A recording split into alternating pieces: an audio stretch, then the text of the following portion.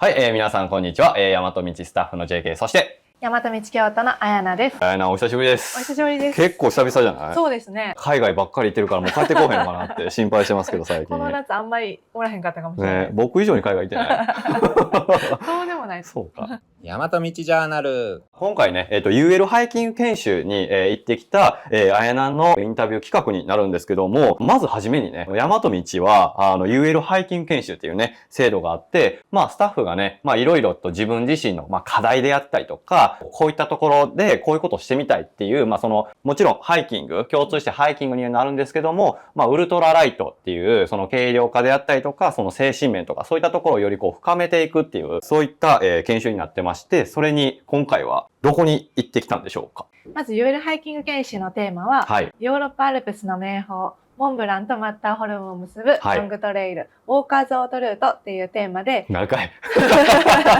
フランスとスイスを結ぶトレイルを14日間かけて歩いてきました。すごいね。いや、もうさ、ストーリー、見てた方もいらっしゃるかなと思うんですけども、王子さんのアイスランドが流れ、綾菜のスイスの景色が流れみたいな。めっちゃ同じ時期に歩いてたんで。そうね。結構指加えながら見る感じでしたけどもね。今回の行ってきたトレイルを聞いていきたいんですけども、その前に、綾菜のハイキング歴ってどんな感じなんですか？今で8年目ですね。8年目。はい。大学生の時からハイキング始めて、UL 歴は4年ぐらいですかね。はいはい。今回多分初かな ?2 回目撮影するのをね、あれな、このトレイルログでね。前回はその UL ハイキング研修の時は九州、自然歩道をね、人の家に泊まるっていうテーマで行ってきたと思う。違う？ちょっと違いますよ。結果だけの話だったっけ？結果そうなった。そうなったっていうことだよね。人の縁をつなぐっていう。今回はどうやったのかっていうのをすごい楽しみにしてたんですけども。じゃあ今回ヨーロッパアルプスのね、本当名峰をつないでこられたかなと思うんですけども、実際何キロぐらいなんですか？トータル私が歩いたのは250キロぐらいですね。へー。それを何日間ぐらいで？もともと予定では11日ぐらいの予定だったんですけど、途中天候荒れたりとか、で、あとは天候荒れてスキップしたところに戻ったりとかしたので、なるほど。トータルして14日間ですね、私は。結構標高高くない？そうですね。オートルートって高い、高所トレイルっていう意味なので、基本的に2500から3000メートルのパスを毎日越えて、街にも降りるんで、高低差は割とあるトレイルですね。いやー、そうよね。で、そこで天候悪なるってね、ちょっと海外ってなるとさ、どうエスケープするのかとか、ね、実際歩いてる人は多かったの？そんなに多くないです。いてないんや。なるほど。同じようにそういうトレイル歩いてる人はやっぱちょっと少なかった。少ないですね。なるほどね。そうか。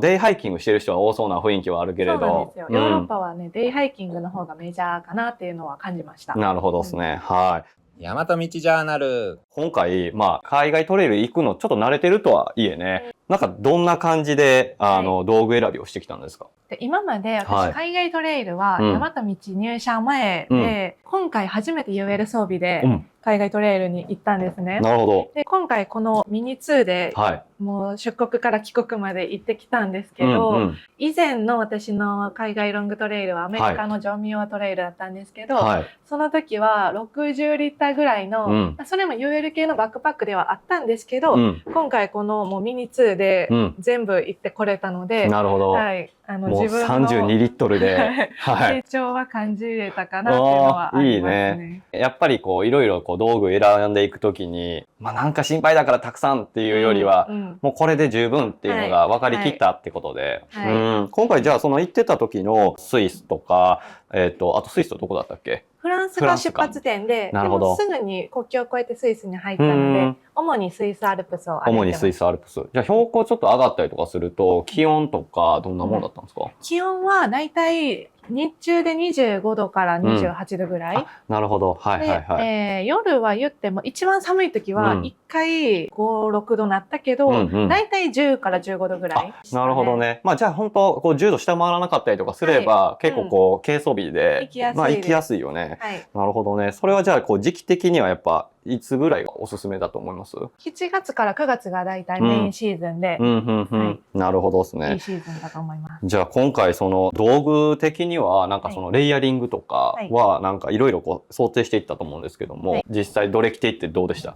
今回ははい私もうこれ1個で行くって決めてたんで、はい必要最低限に絞りたかったの。うん。で、私寒がりなのもあっうて、んうん。もうパンツは、私5ポケットパンツのタスラの生地が好きなんで、うんワンタック5ポケットパンツ。ワンタックの5ポケットパンツ。 1本選んで、うんもう特に着替えは持っていかずうん。にして、上は、下が、ノースリーブ。はいはい。じゃあ下は、ベースレイヤー入れて、はい、で、上 UL シャツ1枚が基本的な行動着なるほどで。したね。UL シャツで割といけるもん？いけました。うんはい。向こうは日本ほど湿度が高くないので、うん UL シャツ1枚がちょうど良かったです。あ、なるほどね。はい UL シャツ本当優秀よね。はい結構こう、風とか、ほんと優秀すごい吹いてきたりとかしたとしても、長袖でね、はい。カバーできるし、うんだけど暑かったらこうバッて開けてね。あと洗濯とかも旅だったらしやすいとか。しやすいです。ねはい。すぐ乾くし。ね、いろいろそういった tips はあるよね。はいなるほどね。他はなんか今回持っていったその道具として、はい。なんかこれ良かったとかあります？そうですね。うんまず2つあって、うんで1つが、私さっきこのパンツ1枚で行ったって言ったんですけど、向こうスイスって、は牛めっちゃいるんですね。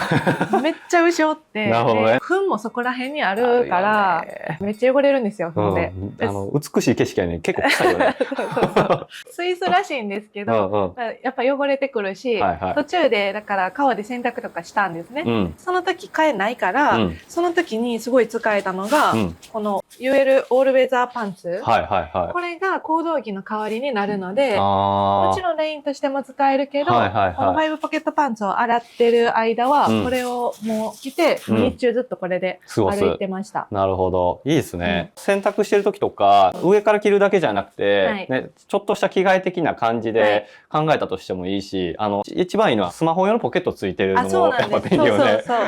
そうなんです。だからうんこれで1枚で行動着としてしっかりうんうん一役買ってくれたんで、うん。よかったなって。一つ二役やなってなりました。なるほど。道具って本当限られた中のものでどんどん使っていくと、やっぱそのね、シチュエーションでこれ使えるんじゃないかとか、はいやっぱ出てくるからね、はい。いい発見になったんだなっていうのがね、感じられますね。大和道ジャーナル。今回はその、2週間、はい250キロ歩いてて、なんか怪我とかトラブルとかはなんかなかったんですか？怪我とかは特になかったんですけど、はいうんうん途中天候が荒れた時に、うんうんうんもう一人だったので、うんすぐ降りれる場所でもなかったし、うんうんしかもちょうど雪のゾーンだったりとかもして、うんめっちゃ怖くて、うんで、滑り落ちそうやし、天気も悪い万年し、雪みたいな、そうあんねんねなんですよ。うん。チェーンスパとかは持ってたけど歯が立たないぐらいだったし、あ、そうなんや。でもうどうしようってなって、で、しかも夜も夕方6時ぐらいですかね、うんうんうん。やって、時刻も遅くなってきてたし、うんでめっちゃ心細くなって自分の中でゆとりもなくなって、うんで、焦って、結果的に無事だったんですけど、はいはすごいそういう怖い思いするとうん楽しめないし、い。うん自然を楽しみに行ってるのに自分がゆとりなくなっちゃうと、どうしても視界が狭くなっちゃうから、確かに。心の余裕を持って歩けるっていうのはすごい大事やなって思いました。なるほどね。まあうん確かにこうね、事前にちょっとわからないところもどうしてもやっぱ出てくるけれども、うんなんかやっぱこの道具に対するスキルっていうところで、こういう場所でどういうふうに自分の道具で対応できるかみたいなところとかも、まあ今回なんか自分にとってこう練習が必要な場所とかっていうのもなんか見えたって感じかな。はい、うんそうですね。でそこはじゃあとりあえず丁寧に歩いて乗り越えたみたいな感じ。とりあえず落ち着け自分と思って、はい。なるほどね。いや、周りに人もいてなかったりとかするとね、はいそう助けてもらうのも難しいしね。こんな異国の地でどうしようと思って、すごい心細かった。まあでもようね、いけたね、それは。僕もなんかそういう怖い思いしたことあるけど、やっぱどうにかこうね、周りに人がいてたらいいけれど、うん一人やったら誰もね、うん救ってくれないっていうのはやっぱちょっと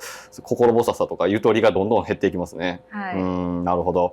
大和道ジャーナル。じゃあなんかいろいろと、事前準備からその行って帰ってきたっていうところで、なんか今回のそのUL 背筋研修通して自分自身のその内面的な部分で大きな変化とかっていうのはちょっと期間的にも短いからあるかもしれないですけど、なんかありました？私、歩く前と後では、うん自分の内面の変化あったなっていう手応えあ本当はすごいあって、うん。やっぱりここで生活してると、うんもちろん楽しいし、うん。まあいいんですけど、うん。なんかどんどん自分の最近感性が鈍ってるんじゃないかなって感じることがあって、うん。で何かその刺激したいなと思ってうん行ったんですよ。うん。うん。だから、その自分のためにまずこの自然を楽しもうと思って、誰かのために歩いてるとかじゃないし、自分のためにここを歩きに来てるんやからっていうので、しっかりその自然に向き合って歩こうとしてて、でそうした中でスイスの毎日息を飲むような絶景だったりとか、あとは途中怖い思いをしたりとか、向こうで出会うハイカーだったりとか、いろんなことが2週間だけだったけどすごい詰まってて、